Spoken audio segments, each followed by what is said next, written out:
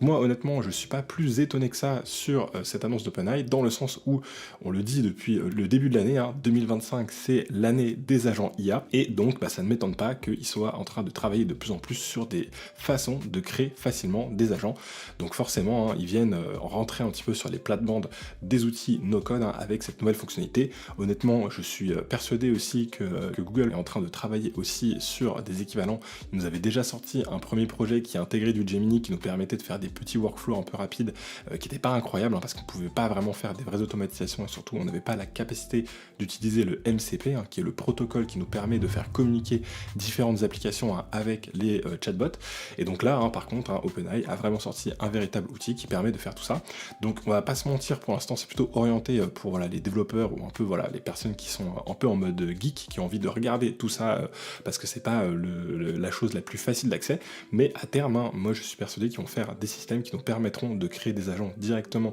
dans l'interface utilisateur de ChatGPT, et donc de programmer des actions directement dans ChatGPT avec vraiment quelque chose de très simple. Donc en fait, un prompt où on va directement dire à ChatGPT, voilà, j'ai envie que à chaque fois que je reçois un email de mon ami Bob, que tu me proposes des dates différentes pour le rencontrer et boire un café avec lui, par exemple. Et voilà, on pourra directement le connecter avec notre compte Gmail, calendar ou autre,